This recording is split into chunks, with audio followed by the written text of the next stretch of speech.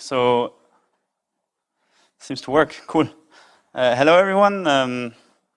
We're here to present on xtensor, which is a lazy tensor algebra expression library in C++. And just a quick word about us. We are both working at a small company in Paris, and we are doing mainly open source software. My name is Wolf, and I'm here with Johan. And yeah, so this is not your ordinary presentation, but it's actually a Jupyter notebook which can execute C++ code thanks to a package that we developed that's called xtensor, and that allows you to run a C++ kernel in Jupyter.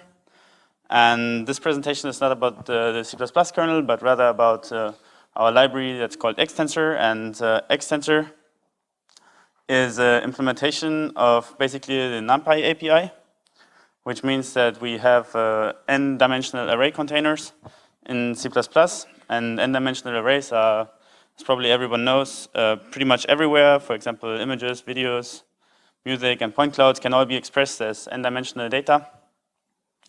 And there are basic building blocks of data science and lots of scientific domains. And now, xtensor is this n-dimensional array computing library that's written in C++ 14. It supports lazy computation and broadcasting, which is pretty much popularized by NumPy and Python. And the rest of our API also tries to pretty much follow NumPy. And you can find interactive demos under these links. If you just go to our GitHub repository, you can click on a launch binder button, and you'll have a demo running in the browser using this Jupyter kernel. And now I'm going to demonstrate some of xtensor. Here we are just including some xtensor headers. Xtensor is a header-only library as well, so no need to link anything. And here we are defining an array of doubles, and we use the new fancy std initializer lists. And then we can just print it using cout mechanism. And xtensor also follows the STL, so it has a STL interface with begin and end iterators. If I execute that, all the elements of that previously assigned X array are going to be printed. And then we can also access this n-dimensional, we can assign something and access the n-dimensional data with these round brackets here, and then assign some elements. Thanks to the STL interface, we can use all of the standard algorithms. So, for example, sorting the xtensor is pretty easy now, and the 10 now appears at the last place. We can call functions like transpose. We can reshape arbitrarily. So here we are turning it into a 4-dimensional array, and then we can reshape it back. Now, obviously, we also support more classical mathematical functions. Here, for example, we're doing a sine, and then,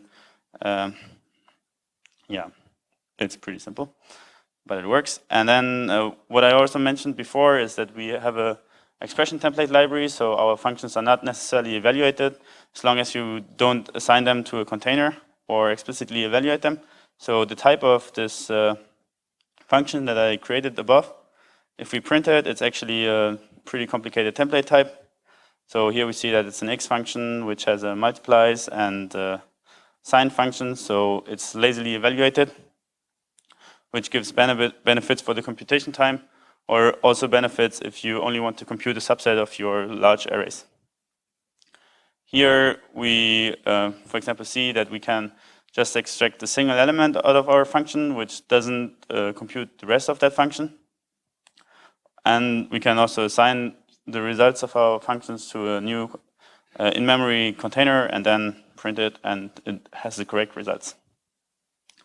Another feature of NumPy that some might be aware of is called broadcasting, which automatically extends the operands to match shapes. And we copied the broadcasting routes from NumPy here.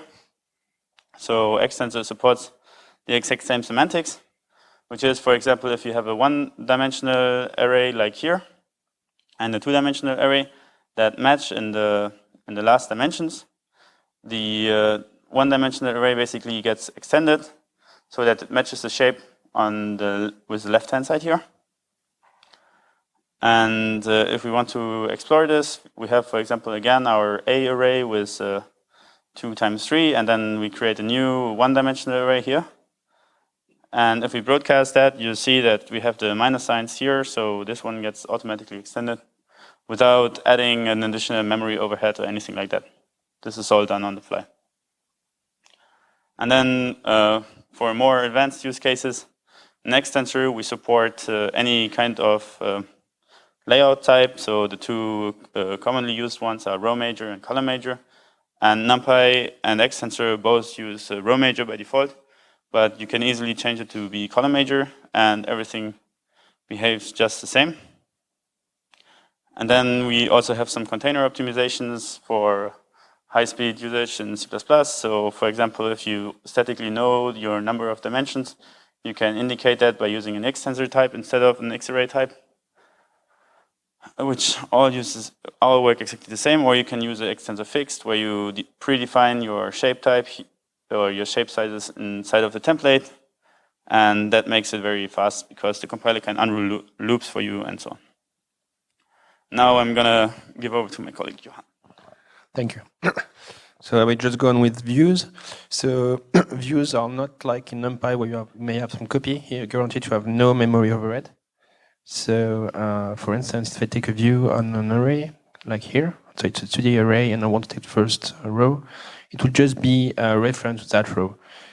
We support different kind of ranges, so just like here. We can take all the elements, or we can take all elements from a given start and a given end. We support this nice placeholder notation. So since it's a view, if you want to assign a value to one of the elements, actually it will change the element of the underlying array, just like it is shown here. So we can also see here with some code. So let's start with the 2D array. We take view on the first row. Or we can also take like another view with this nice syntax. Now, if you apply some computation and you print the underlying array, we see that the value has changed. We also support the keep and drop slice syntax. You can just specify which index you want to keep. Another nice feature of xtensor is that you can adapt already existing 1D containers. So if you have already existing vector or any container that provides an API, SCD vector-like API, you can just use it in xtensor. So we just build an adapter on it, and then we can ask for values, or just pass it to other xtensor function. So for instance, here we just use a reducer on the adapted container. So we have a lot of more function. So we provide a cheat sheet from NumPy to xtensor. So if you're used to NumPy, it will be quite easy to translate your code to C++ to xtensor. We have a lot of things, so reducers, accumulators, and views, and a lot of other things. So xtensor is built upon two other packages. So xsimd, which is wrappers around simd intrinsics. So to just have vectorized operations. And we also use Intel TBB for parallelizing the assign loop. On top of xtensor, we have bindings to BLAS. So we can use like LAPACK, for instance, compute metric multiplication, inverse, as SVD algorithms, like that. We have xtensor.io, which is an xtensor-based package to manipulate image, sound, NPZ, DGF5, and different files format. And finally, we provide bindings to languages like Python, Julia, or R. So this allows you to operate on ND arrays from these languages directly in xtensor without any additional copy. So for instance, you can just use ND array in Python, code some extension, and then call the xtensor with that. There won't be any copy. For instance, we have implemented a ray shading algorithm with xtensor in Julia, R, and Python, and also in pure native C++. So here are the benchmark results. We have some noise around that, but basically, standalone C++, Julia plus xtensor or R plus xtensor are equally fast. Python plus xtensor is a little bit slower, and of course, pure Python or Julia or R just like slower. Regarding adoption, so we're getting more and more adoption now. Xtensor is 2 years old, so we have people building pure C++ packages on that. So TinyGNN, for instance, is a deep neural network library that adopted Xtensor maybe 1 year ago. We have Python package built on top of Xtensor, like STID5 or CPP column map. And we have Array, which is broadcasting and dimensional matrices for R, built on top of Xtensor. And more are coming.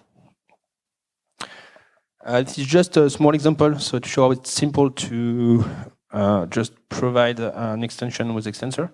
So this is, let's say, a function you want to accelerate. So it's code with Xtensor is really simple, only 2 lines. And then you can expose it to Python using pybind 11. That's something quite simple. And then we'll just call this function in Python, passing it some numpy array, just as this function was Python function. I think that's all. And that's all. Thank you.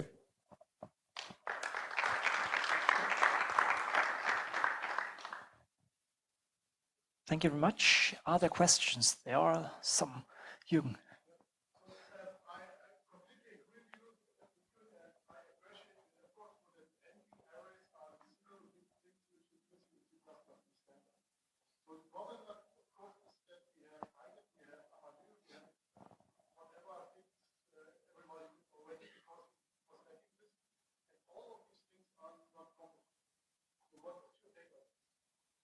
Our take on this? Can you repeat the question? Yeah, sure.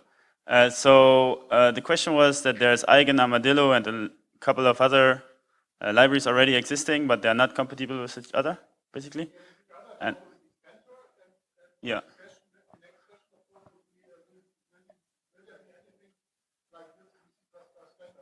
Yeah, and the extension of the question is if something like this will come to the C++ standard.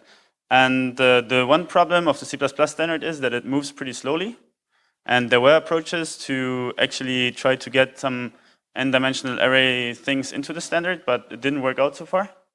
And our approach is to acquire world dominance fast enough to basically become the thing that's used everywhere. Because Eigen and Armadillo are both limited in the number of dimensions that they can represent.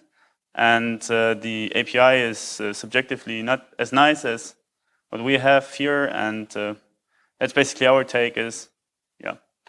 And also the ability to easily use basically your C++ libraries from some scripting libraries is also something that we think will help us in getting a lot of adoption.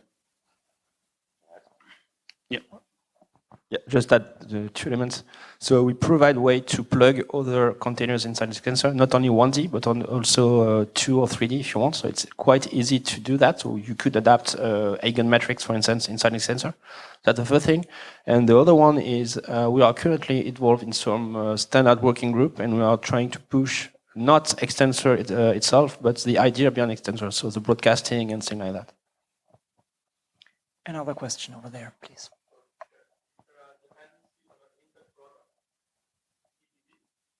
So the question is if Xtensor has some dependencies on other products. So yes, it depends on TBB, but this dependency is optional. You may or may not activate it through compilation flags.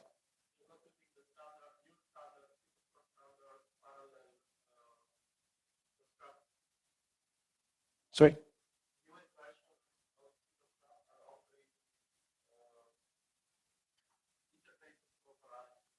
Yeah, so this is coming with C++ 17 as far as I'm aware, and we are still on C++ 14. So, and also I think I mean it's not really everywhere yet. So we need to support a large enough user base, and Intel TBB is fairly widespread and easy to install. Further questions? Maybe I ask a similar one as done before regarding the contribution by others. Is this basically a strong but a small team, or do you have contributions from, by others already? we already see some contributions and more adoption. I mean, I think our contributors number is about 30 people now, and there's a growing community around xtensor. But yeah, most of the contributions are still coming from our like smallish company, but it's growing definitely. Thank you. Yes. What's the reason that your code is auto-connecting to faster than NumPy? I think NumPy is finer from CSR, right? Yeah. So, but the I need to repeat the question. Why our code is orders of magnitude faster than NumPy? And the reason is that one of the big speedups we get from the expression template mechanism, in that we do not have to evaluate into temporaries, but we can basically put everything inside of the inner loop and then evaluate at one step. And just optimizing away or unrolling for loops by the compiler can give quite a lot of speedups.